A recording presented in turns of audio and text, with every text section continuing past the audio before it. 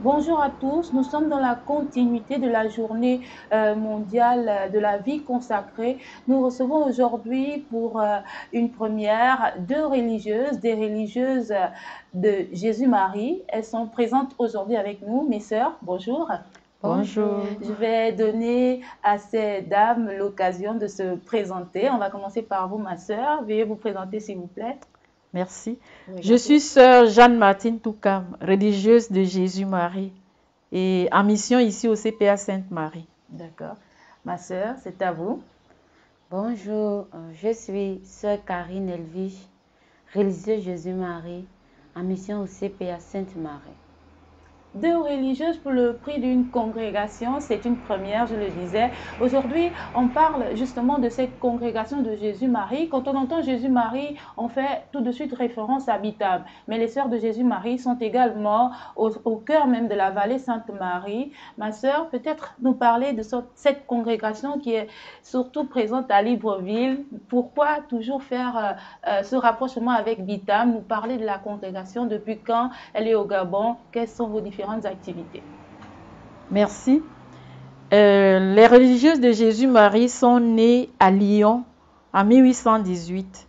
Il y a exactement 204 ans que la congrégation a été fondée. Et la fondatrice, c'est Mère Claudine Thévenet, une lyonnaise qui a commencé la congrégation de Jésus-Marie.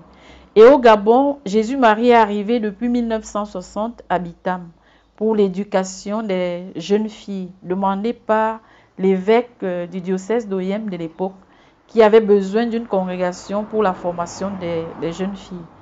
Et les sœurs qui sont arrivées au Gabon, ce sont les religieuses Jésus-Marie du Canada, qui sont venues en mission au Gabon. D'accord. Sœur Karine, peut-être nous dire un peu plus également sur la congrégation des religieuses Jésus-Marie. Bon, la congrégation, comme la sœur l'a si bien dit, nous sommes arrivés au Gabon, ça fait déjà plus de 60 ans. Et nous ne sommes pas seulement au Gabon, nous sommes aussi dans 29 pays dans le monde entier. Tout récemment, nous sommes allés au Kenya. Et nous sommes en Afrique, nous sommes dans 4 pays, 5 déjà. Le Cameroun, la Guinée équatoriale, le Nigeria et le Kenya. Nous sommes aussi au Maroc, mais le Maroc est plus rattaché à la province d'Espagne. Merci. Merci. Merci, ma sœur. On parle des sœurs de Jésus-Marie et on se demandait, ma sœur, est-ce qu'il y a des Gabonaises au sein de cette congrégation? Oui, vous êtes installée. Est-ce qu'il y a des Gabonaises au sein de la congrégation de Jésus-Marie? Oui, nous avons une Gabonaise présentement qui est en mission au Cameroun, sœur Marielle Mvé, qui travaille, elle est la directrice du Grand Collège de Jésus-Marie de Yaoundé. Sœur Karine, peut-être évoquer avec nous ce matin le charisme des religieuses de Jésus-Marie. Bon, avant de parler du charisme des religieuses de Jésus-Marie, nous allons d'abord faire une brève histoire de notre mère fondatrice, qui est Claudine Thévenet, de son petit nom Gladys. Donc, dans sa famille, elle est la deuxième, autant pour moi, d'une famille de 7 enfants. Et comme ma soeur l'a si bien dit, nous sommes une congrégation française, mais fondée à Lyon. Et Lyon, à l'époque, c'était la capitale de la foi chrétienne en France. Et Gladys, elle était une jeune femme, une jeune fille pieuse, et elle a reçu cette éducation de piété, de vie de foi de sa mère et de son papa qui étaient des fervents croyants. Et de sa naissance, elle a été baptisée le lendemain. À l'époque, c'était comme ça. Donc, aussitôt tu es né, aussitôt on te consacre au Seigneur par le baptême. Et bon, les années ont passé et elle est allée à l'internat. Et à un moment donné, la France a traversé des moments de difficulté. La Révolution française. Et à cette révolution, elle était obligée de rentrer à la maison. Et c'est durant cette cette époque que tout a basculé dans sa vie. Bon, ses deux frères avaient été arrêtés parce qu'on les avait soupçonnés d'avoir participé à la révolution.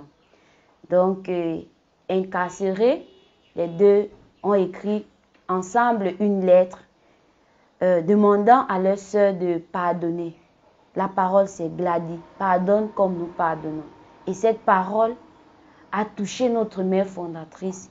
Et c'est ça que nous pouvons dire, qui est le moteur, qui est l'essence même de notre charisme, de témoigner de la bonté miséricordieuse de Dieu par le pardon. Parce que grâce à cette histoire, notre mère a su pardonner. Elle a dépassé notre entendement humain de pardonner. Et le temps est passé. Elle a pu, les enfants de ceux et celles qui ont trahi, qui ont dénoncé ses frères, elle a pris ses enfants pour les garder. Ok. Donc, ma soeur, vous venez d'évoquer le charisme. Peut-être quelque chose à ajouter avant de passer à la spiritualité qui se cache derrière justement votre congrégation. Bon, je n'ai plus grand chose à ajouter concernant notre charisme, mais je peux parler de notre spiritualité. Bon, notre spiritualité, elle puise sa source dans le cœur sacré de Jésus et le cœur immaculé de Marie. Et nous avons une grande influence des exercices spirituels de Saint Ignace. Charisme, spiritualité qui venait d'être évoquée par la sœur Karine. Ma sœur, on parle également des missions parce que derrière le charisme, derrière la spiritualité, on a des femmes qui travaillent au quotidien. Quelles sont justement les missions des sœurs de Jésus, des religieuses de Jésus-Marie? Merci. Je dirais comme les disciples d'Emmaüs, quand ils ont fait l'expérience de la rencontre de Jésus, ils n'ont pas gardé cette expérience pour eux, mais ils ont trouvé comme une nouvelle énergie pour aller partager. C'est la même expérience que Claudine a vécue après avoir expérimenté cette bonté agissante de Dieu. Elle n'a pas gardé ça pour elle. Aussitôt, elle s'est mise aux activités de la paroisse, les activités caritatives, aller visiter les malades, accueillir des enfants qui étaient abandonnés après la guerre. Et elles se sont réunies avec quelques jeunes filles actives pour travailler, pour consoler. Et pour elle, elle trouvait vraiment que vivre et mourir sans connaître Dieu, c'est vraiment une grande défaite. Donc, il fallait se donner cœur et âme pour faire connaître Jésus et Marie. Et notre mission, nous sommes missionnaires dès les origines de la congrégation. Donc, le lendemain du décès de notre mère fondatrice, un évêque français en mission en Inde a invité la congrégation. Et aussitôt, on a répondu à cet appel. Donc, la congrégation, dès les origines, est missionnaire. Et nous travaillons dans l'éducation.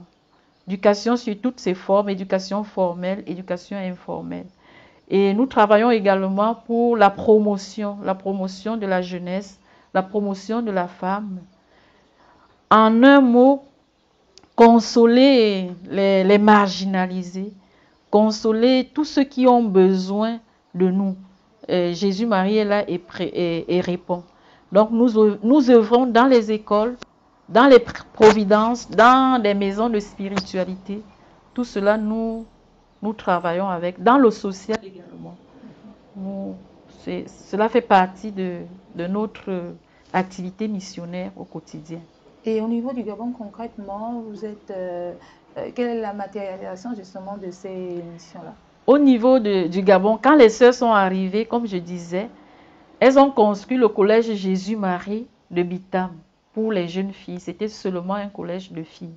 Ce n'est que depuis 1979 qu'on a dit les garçons aussi ont besoin d'éducation et on a ouvert les portes du collège aux garçons. Également, on a un internat à Bitam pour les jeunes filles et on a aussi la maison d'accueil, la maison Providence. Donc, on a quelques enfants orphelins, enfants abandonnés à Bitam. Je crois que cette année, nous avons 17 pour la mission de Bitam. Et ici à Libreville, ici au CPA, nous sommes dans la promotion de la jeunesse et de la femme. On a un centre professionnel, on fait dans l'alphabétisation des adultes. On propose quelques métiers comme l'informatique, infobureautique, infographie. On propose aussi la couture et la pâtisserie dans le cadre du centre professionnel. Et en Zanyon, on a aussi une communauté qui est la communauté mère de Libreville. En Zanyon, on a un jardin d'enfants, le jardin d'enfants Glady, à la paroisse Cœur Immaculé de Marie. Et à Mikolongo, on a un complexe scolaire à Mikolongo. La communauté de Mikolongo travaille en collaboration à la paroisse avec les pères salésiens. Et dans le complexe scolaire, on a les enfants de 2 ans jusqu'à 10 ans, CM2, 5e année. Voilà notre mission au Gabon. Et puis les religieuses aussi sont actives dans des groupes, dans des différents groupes de la paroisse, la catéchèse, accompagnement des jeunes, accompagnement des adultes, et partager aussi notre spiritualité, donner des recollections ignatiennes, des retraites ignatiennes. On a des religieuses qui donnent cette aide-là aux différents groupes qui les sollicitent. D'accord. Merci, ma sœur. Ma sœur, on parle également de ce nom, religieuse de Jésus-Marie. Peut-être nous expliquer pourquoi c'est cette appellation? Au départ, les religieuses Jésus-Marie s'appelaient les religieuses du Sacré-Cœur de Jésus et Marie. Et à Lyon, à cette époque, il y avait plusieurs congrégations qui portaient le nom de Sacré-Cœur. Et ça portait un peu à confusion. Et le cardinal de cette époque demandait à toutes les congrégations de Sacré-Cœur de fusionner, de se réunir pour former une seule congrégation du Sacré-Cœur de Jésus et de Marie. Mais notre mère fondatrice ne voyait pas dans les autres Sacré-Cœurs le même charisme. Donc elle tenait vraiment que cette mission qu'elle a reçue là, on ne pouvait pas fusionner ça facilement avec les autres. Mais entre-temps, elle est décédée. Et les compagnes qui ont continué l'œuvre, il y a une qui a eu l'inspiration de dire, bon, si c'est Sacré-Cœur qui dérange, on va enlever Sacré-Cœur et on va s'appeler religieux de Jésus-Marie. Mais nous, les religieux de Jésus-Marie, nous savons que nous sommes les religieuses du Sacré-Cœur de Jésus et Marie. C'est ça notre vrai nom. Mais on dit Jésus-Marie pour cette époque-là, pour éviter une fusion qui planait au-dessus de la jeune congrégation naissante. C'est pour ça que nous sommes restés maintenant religieux de Jésus-Marie. Mais à l'interne, nous savons que nous sommes les religieuses des Sacré-Cœurs de Jésus et de Marie. Et autre chose que je voudrais ajouter, c'est qu'un charisme, c'est un don de l'esprit pour l'Église. Donc, c'est pas le charisme de Jésus-Marie, ce n'est pas réservé seulement aux religieux de Jésus-Marie. On a beaucoup de laïcs qui vivent le charisme de Jésus-Marie. Et on a l'association de la famille Jésus-Marie, composée par tous nos collaborateurs dans les missions. Toutes les personnes qui désirent vivre ce charisme-là sont les bienvenus dans l'association famille Jésus-Marie. On parle de ces religieuses qui se démarquent par plusieurs de leurs qualités. Mais ma sœur, on se demandait quelle est la journée ordinaire pour une religieuse de Jésus-Marie? Comment ça se passe chez vous un jour ordinaire de la semaine? Merci. La journée démarre très tôt chez nous. Nous commençons la journée par 1 heure de prière, d'oraison, comme le proposent les exercices de Saint Ignace. Donc, dans la plupart de nos maisons, le réveil se fait à 4h30. Et après, de 5h à 6h, tu as ton temps d'oraison, de relecture. Et ensuite, on enchaîne avec la messe. Après la messe, c'est le petit déjeuner. Et après le petit déjeuner, chacun va dans sa mission. Donc, nous commençons la journée au pied de Jésus. Et c'est dans le cœur de Jésus que nous allons puiser cet amour, cette joie, ce dynamisme que nous allons porter dans la mission. Et au milieu du jour, on va s'arrêter pour l'examen, la relecture de la demi-journée et puis le repas ensemble. Et l'après-midi, la mission continue. Et le soir, on a la prière du soir, les vêpres, le repas communautaire la récréation communautaire et on finit encore au pied de Jésus pour relire ce qu'a été notre journée. Et on finit avec les complis. C'est ainsi que se déroule la mission, une journée d'une religieuse de Jésus-Marie. On commence avec Jésus et on finit avec Jésus parce que la mission est sienne. C'est lui qui nous donne les directives de la mission et c'est à lui que nous devons rendre compte de la mission à la fin de chaque journée. Merci. On comprend qu'une religieuse de Jésus-Marie est vraiment très occupée. Voilà, vous meublez très bien votre temps et c'est très bien, ma sœur. Sœur Karine, on va évoquer avec vous une question. On voit que vous êtes une jeune religieuse et on aimerait bien que vous partagiez avec nous l'expérience de la naissance même de votre vocation. Peut-être nous dire comment vous est venu cet appel et surtout quel en a été le processus de matérialisation et surtout pourquoi le choix de la congrégation des religieuses de Jésus-Marie. Donc, on vous écoute. C'est bon, merci pour la question, merci de permettre que je puisse partager mon expérience, si petite qu'elle soit. Bon, les mots me manquent même pour exprimer cette histoire de vie, cette histoire de rencontre avec le Christ. Bon, je ne vais pas dire que je suis déjà vieille, mais quand j'étais plus jeune, quand j'étais plus jeune et bon, j'étais une jeune ordinaire comme tout le monde, je vaquais à mes occupations, mais je me posais des questions existentielles. Qu'est-ce que le Seigneur attend de moi? Qu'est-ce que le Seigneur veut de moi? Bon, une voix disait le mariage. L'autre voix disait, bon, pas la vie religieuse surtout, hein. Je pensais à tout sauf à la vie religieuse. Mais comme on dit, quand tu planifies ta vie et tu ne mets pas le Seigneur dedans, il te dit, je t'attends au carrefour. Bon, c'est un peu ça ce qui m'est arrivé. Et bon, j'étais là, j'ai dit, je vais voyager, je vais découvrir le monde. Et bon, là, un jour comme ça, déjà, comme je dis, la vie religieuse, c'est un appel. C'est pas je veux être religieuse, parce que si tu veux être religieuse, le Seigneur va te dire, ma fille, c'est pas ça que je veux de toi. Bon, comme je disais, je ne pensais pas, je pensais à tout, sauf à cette vie religieuse. Et bon, là, après mon baptême, bon, j'ai commencé à aller à la messe le matin. Et c'est à la messe du matin que j'ai fait cette belle rencontre avec mon bien-aimé. Et bon, après je suis allée au groupe vocationnel comme tout le monde. Et je vous invite, les jeunes qui m'écoutent, à y aller parce que c'est un groupe très important. Ce n'est pas seulement pour devenir religieuse, mais ça nous permet, nous, jeunes, de découvrir ce que le Seigneur veut de nous. Seigneur, que veux-tu de moi? C'est la première question qu'on nous avait posée au groupe vocationnel. Bon, ici au Gabon, on appelle ça le groupe appel, si je ne me trompe pas. Et c'est de là que, bon, j'ai cheminé avec les sœurs responsables. Bon, le moment-là, c'était 2 sœurs responsables. Les religieuses de Jésus-Marie et les dominicaines du Rosaire. Bon, nous avons cheminé 1 an. Bon, là maintenant, je sentais quelque chose bouillonner en moi. Et je me disais, qu'est-ce qui se passe? Je sentais déjà, bon, attirée par les sœurs. On me disait, tu es sœur, tu t'habilles déjà comme les sœurs. Non, moi je ne veux pas être sœur. J'aime bien juste rester avec elle, mais être sœur, non.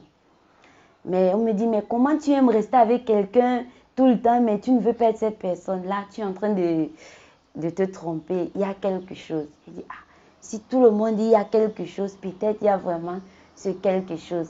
Et c'est là que m'est venu, parce qu'en ce moment-là, on parlait de l'accompagnement. Je disais, bon, l'accompagnement, c'est quoi? Bon, je suis allée voir la soeur. J'ai dit, ma soeur, vous parlez de l'accompagnement. Est-ce que vous voulez être mon accompagnatrice? Elle me dit, comment ça? Ton accompagnatrice? J'ai dit, oui, j'aimerais que vous soyez mon accompagnatrice. Parce qu'il y a les choses qui se passent en moi et je ne comprends pas. J'aimerais que vous m'accompagniez pour pouvoir m'aider à voir un peu la lumière. Et de là, bon, nous avons commencé un petit cheminement. et je voyais que quelque chose grandissait en moi.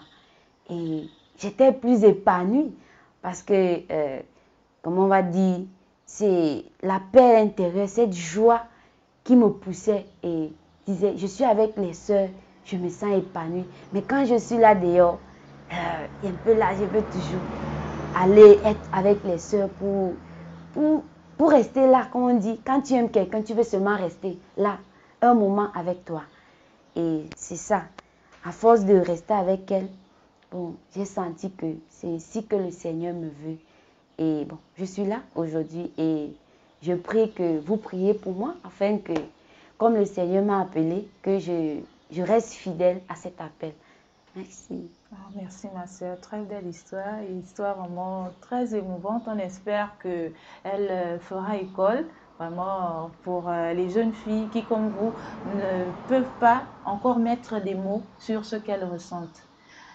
Les sœurs ont une surprise pour nous parce que nous sommes arrivés au terme de cet entretien.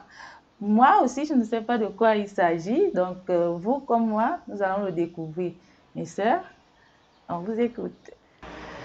Vous le voyez, nous avons changé de décor. Ce sont les sœurs qui nous ont demandé de changer de décor. Je sens juste que ça va bouger un tout petit peu. Sœur Martine, sœur Corinne, nous vous écoutons. Nous sommes tout de suite. Merci. Comme on l'a dit tout à l'heure, que notre charisme, c'est la bonté agissante de Dieu. Et notre mère l'a tellement bien vécu et profondément vécu que les dernières paroles qu'elle a prononcées sur cette terre, c'était que le bon Dieu est bon. Et nous allons chanter ce petit refrain. How good God is, how good God is, how good God is, how good God is. Qué bueno es Dios, qué bueno es Dios, qué bueno es Dios, qué bueno es Dios, que Dieu est bon, que Dieu est bon, que Dieu est bon, que Dieu est bon. Zamba nambe, Zamba nambe, Zamba nambe, Zamba nambe. Merci beaucoup, sœur.